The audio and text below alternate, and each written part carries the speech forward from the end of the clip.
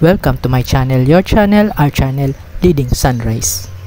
Today is Monday, Thursday, at narito tayo ngayon sa Santuario de San Vicente de Paul Parish Church. Dito lang yan sa may Tandang Sora, Quezon City. At first time nga natin dito sa church na ito, at malapit lang siya sa Visayas Avenue and Tandang Sora.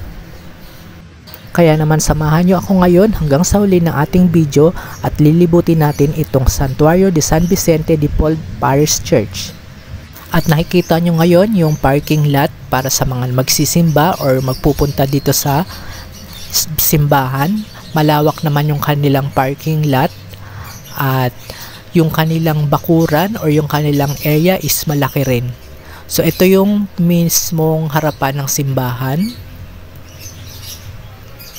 So nakita ko na ito last time nung dumaan kami dito at makulay nga ito, marami siyang lights.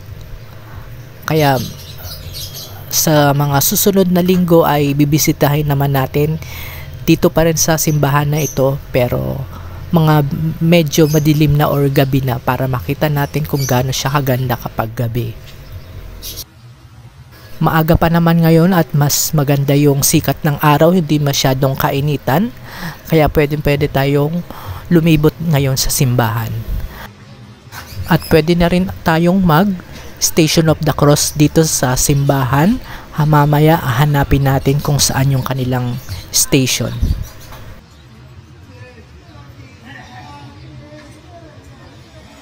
And for the meantime, pasok na muna tayo sa kanilang simbahan. So yung mismong harapan ng simbahan ay naka-close, nasa gilid lang ang opening. Since ngayon nga ay Holy or Monday, Thursday, meron naman silang misa mamayang mga alas 6 or alas 5. Check natin yan mamaya sa kanilang schedule.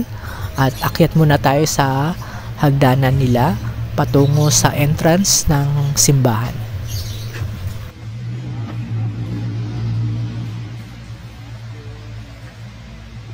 At eto nga, nakapasok na tayo sa simbahan. Sa entrance pa lang makikita mo meron pang mga door. So parang porch nila ito. At glass door yung kanilang mga entrance. So magbabasa muna tayo ng mga nakasulat dito. Meron silang advertisement. Ayan yung pinaka-logo ng simbahan. At makikita mong malaki rin naman yung kanilang porch. Ito yung mismong main door. At may mga santo at natakpan muna ng purple na tela. So punta naman tayo dito sa gilid. So meron silang mineral water. At meron din silang karatula dito na Visita Iglesia de NCR. So, scan nyo na lang itong QR code nila. Pwede nyo ring i-print screen yung mga detalye ng simbahan. Pwede nyo maging guide ngayon sa inyong pagbisita iglesia.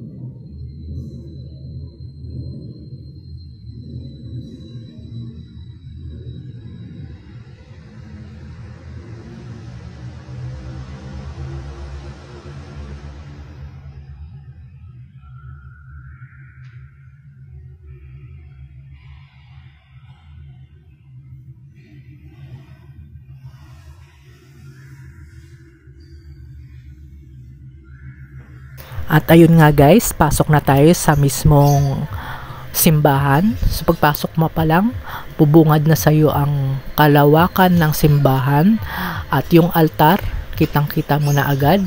So yung kanilang platform is pababa, pahagdan.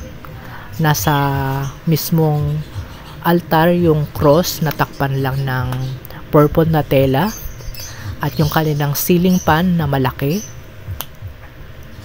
Maliwanag naman kahit walang ilaw dahil yung mga bintana ay malalaki na sa gilid. So sa bandang kanan natin, merong spiral na stairs papunta sa taas. Dito yung mga choir. Both side nga pala is merong spiral stairs. So nilagyan nila ng red carpet dahil under construction yung kanilang tiles. Maganda naman yung pagkakagawa ng simbahan at very solemn yung loob at makikita nyo itong mga windows nila is matataas. May open air naman, jalousie ang ginamit at window na glass kaya maliwanag sa loob ng simbahan.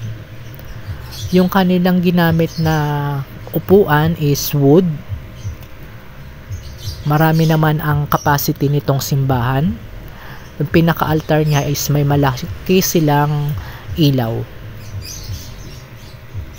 So both side pa rin, meron silang ceiling fan. So hindi natin makikita yung mga santo dahil nga tinakpan ngayon ng tela.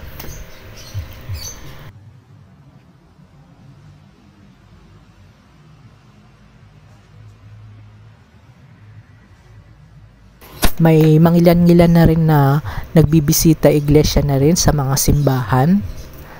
So mga nakakasabayan natin yung iba, pumupunta na rin dito. At makikita nyo sa bandang kanan, ito yung kanilang entierro ang natinatawag. Diyan ilalagay yung mismong ostya para nga sa bisita iglesia mamayang gabi.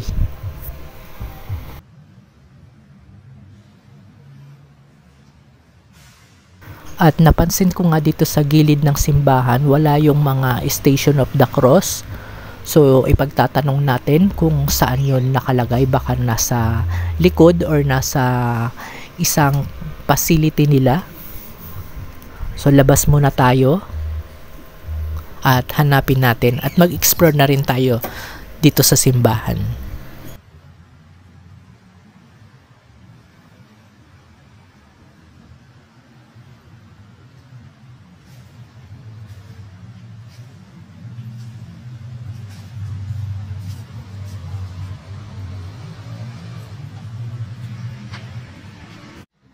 At narito naman tayo sa gilid ng simbahan.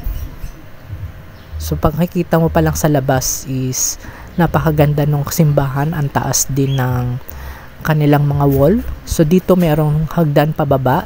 Silipin natin kung ano ang meron dito.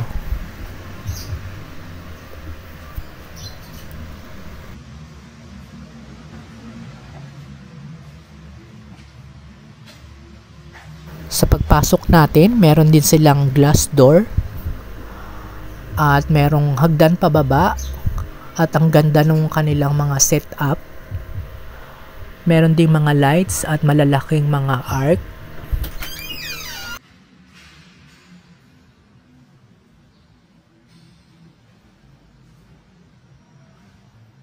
At ito pala guys, sa isang columbarium, nasa gitna yung start ng mga urn nila. So hindi na natin papasukin.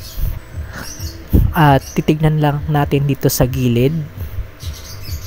So meron silang mini sanctuarium na open air, nasisinaga ng araw. At meron din silang santo rito.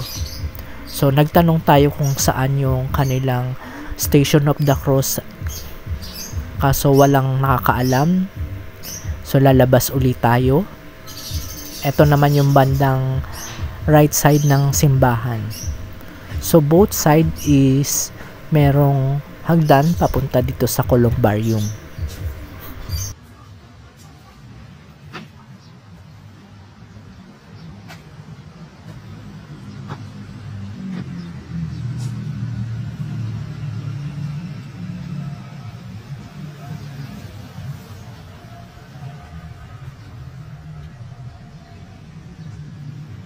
Ito naman yung right portion ng simbahan. So dito yung kanilang main gate pag pupunta kayo dito.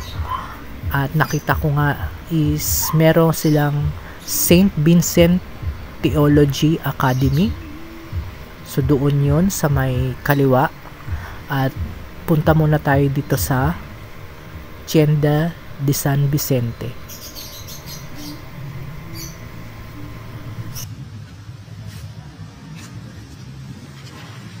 So, dito located yung mga prayers and candles.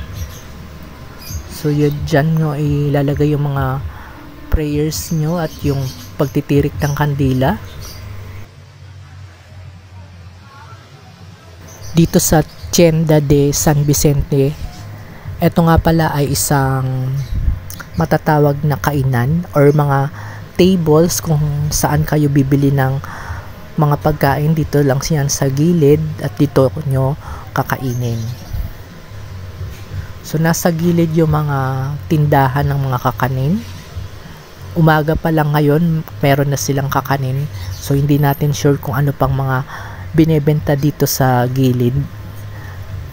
Since ngayon nga ay holiday, so walang masyadong nagtitinda. Baka mamayang oras na mga simba ay is magkaroon na or mag-open na sila. So dito rin nakalagay yung mga malalaking santo na ginagamit sa prosesyon. Ito yung Pieta, si Jesus Christ, at si Saint Joseph.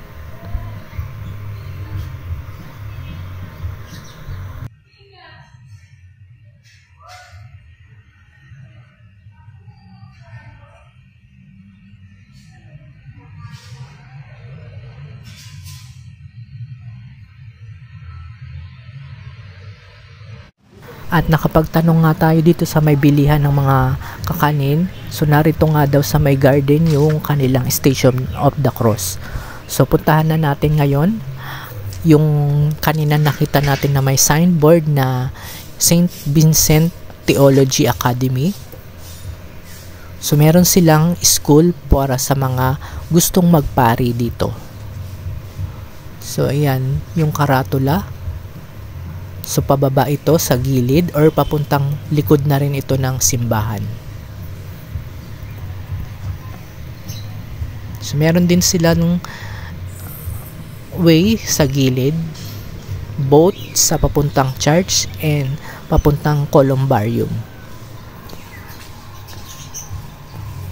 At ito naman ay isang funeral chapel. So dito yung kanilang Station of the Cross ginawan nila. So ayun yung may cross at may mga prayers. So dito tayo mag Station of the Cross. At ipakita ko lang din sa inyo yung mga landscape nila. Magaganda rin at green na green. So malawak yung kanilang area. At yun yung naka-cross ng simbahan. Itinapat ko lang sa sun para hindi tayo medyo masilaw. So dyan yung mga kampana nila.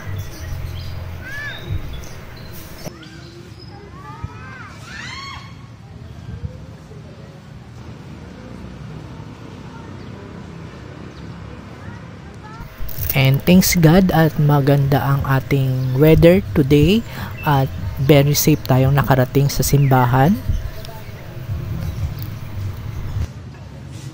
So ang entrance pala ng simbahan is meron siyang mga hagdan at both side din meron ding hagdan and both side din meron namang hagdan pababa going to Columbarium.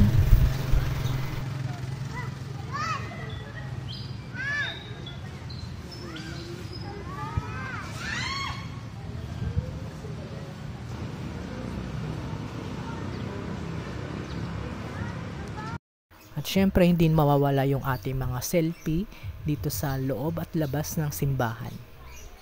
Ito nga pala yung kanilang schedule this Holy Week. Print screen nyo na lang. At meron din silang sinakulo. Until then, and see you on my next video. Bye for now, guys.